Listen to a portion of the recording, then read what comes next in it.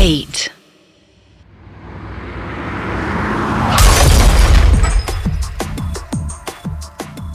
अथर ने जिस स्कॉर्पियो की ब्रेक वायर काटी थी वो सीधे एक घर को तोड़ती हुई उसके अंदर घुस गई।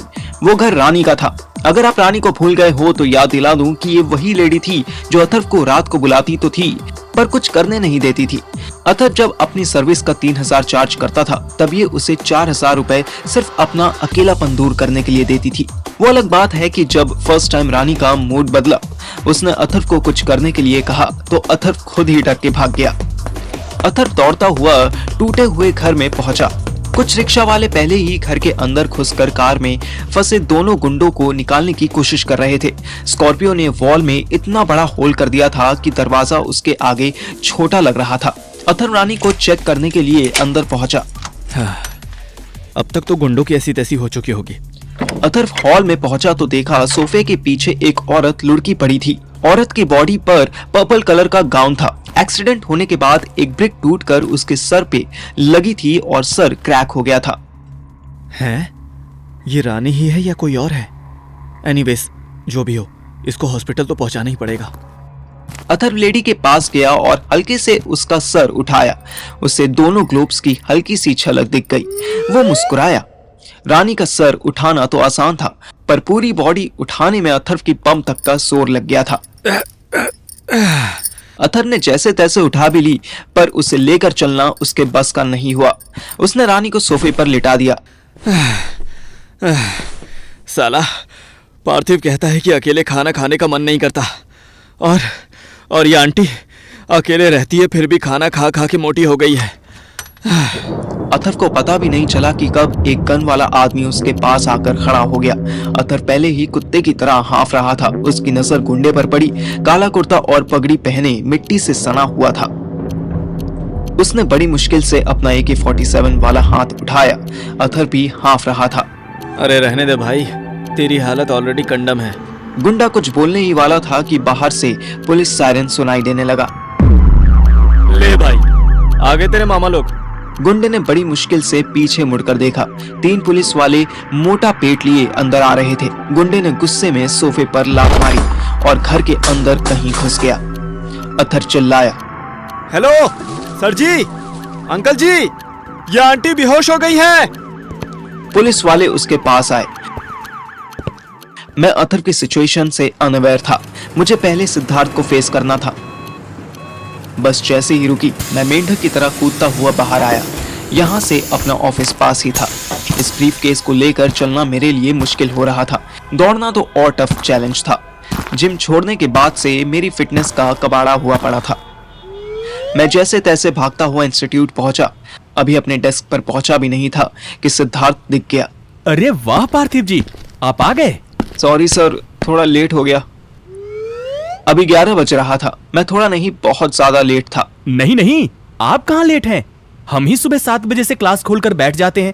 ये हमारी गलती है। हाँ, आपकी कहाँ है? मैंने 4th क्लास की स्टूडेंट की तरह सर झुका लिया।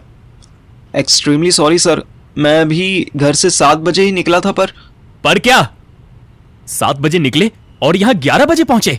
4 घंटे में तो अमृतसर जाकर बंदा लौट आए। तुम होशियारपुर से जलंधर नहीं आ पाए। और ये क्या है? ये मेरा ब्रीफकेस है, इसको कुरियर करना है। Very good. ऑफिस टाइम में तुम पर्सनल काम करो। शाबाश। जरा अपना बैग दिखाओ। सिद्धार्थ अब मेरे बैग में झांकने वाला था। पता नहीं इसे कौन से एविडेंस ढूंढने थे। मुंह मत देख भाई, अपना बैग दिखाओ। मैंने बैग की जिप खोली और बैग उसके सामने कर दिया। ओहो, वेरी गुड। सारे पैम्फलेट तो यहीं पड़े हैं। ओह भैंस की आंख, मैं पैम्फलेट फेंकना तो भूल ही गया था। कम ऑन मिस्टर पार्थिव, कोई एक्सक्यूज तो दो। सर एक्सक्यूज यही है कि एक इमरजेंसी आ गई थी, वरना आप चाहे तो काउंट कर सकते हैं। मैंने 40% पैम्फलेट मॉडल टाउन में बांट दिए थे। क्या पता मॉडल टाउन के गटर में फेंक दिए हों और खुद अपनी गर्लफ्रेंड के साथ डेट पर चले गए हों, क्या पता। अब इसकी बकचोदी लिमिट से ज्यादा हो रही थी। मेरा पेशेंस जवाब देने लगा। जब मेरा पेशेंस खत्म होता है तो सबसे पहले मेरी टोन में डिफरेंस आ जाता है। ऐसा होता तो मैं सारे पैम्फलेट गटर में फेंक देता था, आधे क्यों बचाता। सिद्धार्थ घबरा गया, पर छोटे शहर का बॉस था। छोटे शहर का बॉस यूजुअली खुद को बहुत बड़ा समझ के चलते हैं। सिद्धार्थ भी खुद को नारायण मूर्ति का भतीजा समझता था, इसलिए इलॉजिकल बातें करने लगा। अच्छा, पर काम तो तब पूरा होता ना जब तुम पूरे पैम्फलेट बांट देते। मैंने देखा कि जिस गैलरी में खड़े होकर सिद्धार्थ मेरी क्लास लगा रहा था, उसी गैलरी में कुछ सूट बूट वाले कुछ जेंटलमैन खड़े हमारी तरफ देख रहे थे। मेरी आवाज और तेज होने लगी। सर, सॉरी टू से, बट पैम्फलेट बांटना मेरा काम नहीं है। मैं यहाँ बैक एंड ऑफिस जॉब के लिए आया था, पर्चे बांटने के लिए नहीं। ये काम आप किसी चपरासी से भी करवा सकते थे। पीछे किसी के हंसने की आवाज सुनकर सिद्धार्थ का ईगो हर्ट हो गया। वो कुत्ते की तरह चिल्लाया, मैं चाहूं तो तुझी से चपरासी वाला काम करवाऊं। मैं चाहूं तो। एक मिनट, तू तड़ाक की भाषा का इस्तेमाल ना करे। आप मेरी ना सही अपनी इज्जत बनाए रखें। मेरे ऑफिस में तू मुझे सिखाएगा कि कैसे बात करनी है? बेंचो भूल गया कैसे भिखमंगों की तरह आया था काम मांगने? मेरा दिमाग फटने को हुआ। भोसड़ी के औकात में रह के बात कर। मैं तेरे पास भीख मांगने नहीं, काम मांगने आया था। और 15,000 सैलरी तू मुझे महीने की देगा, पर मैंने लास्ट 10 डेज में तेरे ऑफिस का जो काम किया है उसकी कॉस्ट 21,600 रुपए होती है। तो इसलिए मुझे धौंस मत दियो कि तूने मुझ पे एहसान किया है। बेंचो, तेरी इतनी हिम्मत, तू मुझे गाली देगा? सिद्धार्थ मेरा कॉलर पकड़ने आया। मैंने रास्ते में ही उसका हाथ थामा और मोड़ दिया। उसका हाथ जैसे ही ट्विस्ट हुआ, वो घूम गया और घूमते ही उसे अपना पूरा स्टाफ दिखाई देने लगा। सूट बूट वाले वो 3 जेंटलमैन स्माइल करने लगे। मैं सिद्धार्थ के कान के पास गया और बोला, गधे की कान जैसे मुंह वाले, मैं दिल्ली से हूँ बहनचोद। थोड़ा टाइम खराब चल रहा है इसलिए यहाँ मराने आ गया हूँ गांडू, वरना तेरे जैसे चूतिए मैनेजर से ना हम चाय बनवाते हैं बहनचोद। क्या समझा भोसड़ी वाले? वे पिछवाड़े में डाल ले अपनी नौकरी मादरचोद। मैंने उसका हाथ छोड़ा, इंस्टीट्यूट के बैग में से पैम्पलेट निकाले और उसके मुंह के सामने हवा में उड़ा दिए। सिद्धार्थ हक्का बक्का रह गया।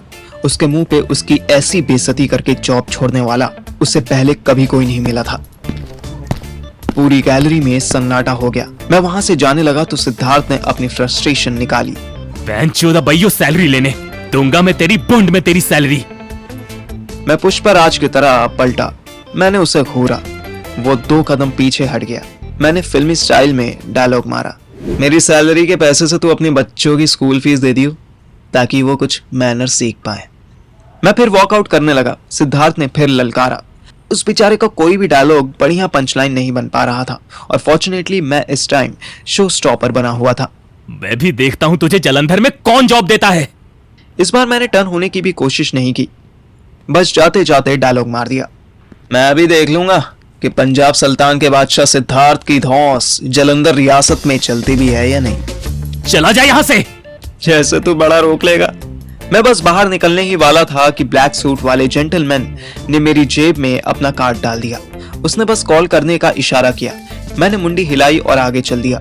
मेरे करियर की भले ही लंका लग गई हो, पर मुझे ऐसे फिल्मी स्टाइल में वॉकआउट करने में मजा बहुत आ रहा था। मेरे इंस्टीट्यूट से कुछ दूर एक हॉस्पिटल था।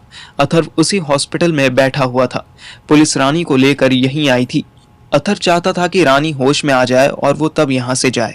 गवर्नमेंट के न्यू रूल्स के हिसाब से अथर्व को अपनी आइडेंटिटी बताने की कोई जरूरत नहीं थी। अथर्व बताना भी नहीं चाहता था। उसे दिमाग में श्वेता और रवि का ख्याल आ रहा था। पता नहीं पुलिस आने पर उन्होंने कैसे रिएक्ट किया होगा, पर दोनों साथ थे। यह अथर्व के लिए खुशी की बात थी। अथर्व के इस नए होपफुल और केयरिंग प्लस रिस्पॉन्सिबल नेचर को अगर सुनीता आंटी देख ले तो खुशी से पागल हो जाएगी। अथर्व इमरजेंसी रूम के बाहर बैठा मोबाइल में झांक रहा था। अचानक कोई आया और अथर्व के हाथ में जबरदस्ती कुछ पकड़ाने लगा। ओए, अबे कौन है बे? इससे पहले कि अथर्व उसका आधार कार्ड मांगता, वो आदमी हॉस्पिटल में घूमते बाकी लोगों में घुल मिल गया।